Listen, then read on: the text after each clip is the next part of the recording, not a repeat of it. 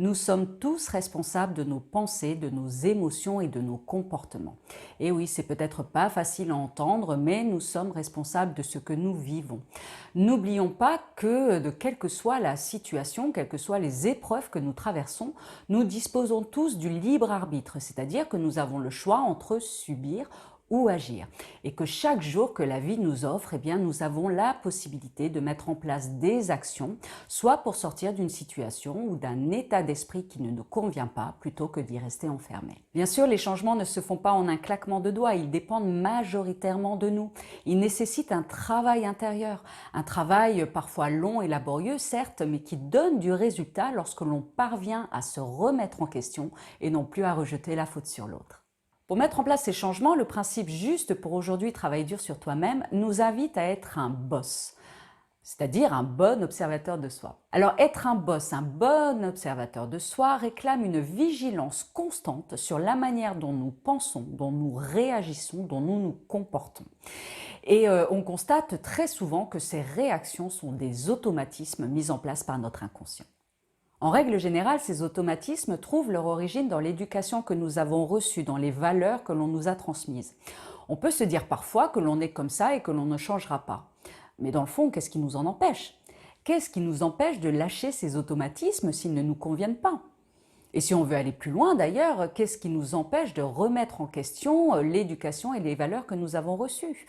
Après tout, nos parents n'ont fait que nous transmettre ce que eux-mêmes ont appris de leurs parents et ce que leurs parents ont appris des leurs, etc., etc. Bien sûr, ils ont fait de leur mieux pour que nous puissions nous intégrer dans la société, mais si certains de ces automatismes, de ces façons de penser, de se comporter ne sont pas en accord avec ce que nous sommes nous vraiment au fond de nous, eh bien nous sommes tout à fait libres de travailler dessus pour les changer. Évidemment, remettre en question et bouleverser ses acquis n'est pas chose facile.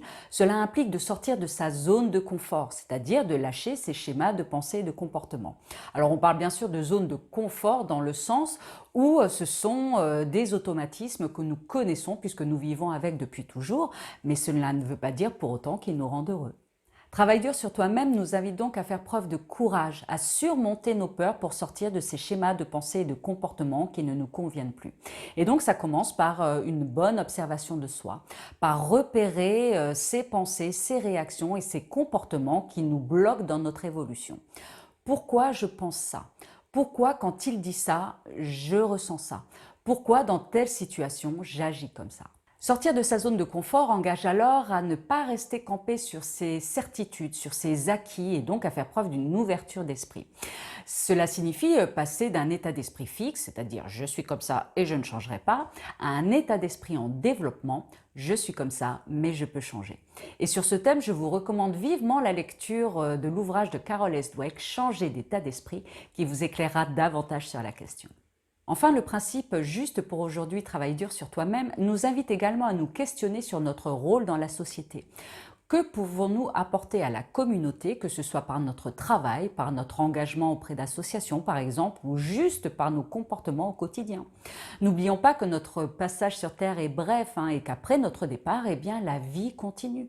Alors qu'avons-nous envie de laisser à nos enfants? De quelle manière pouvons-nous contribuer à la pérennité de l'espèce humaine?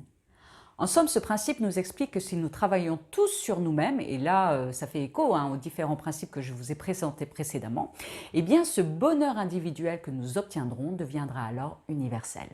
Et pour cela, vous trouverez peut-être des éléments de réponse dans le dernier principe qui n'est pas des moindres et que je vous présenterai dans ma prochaine vidéo.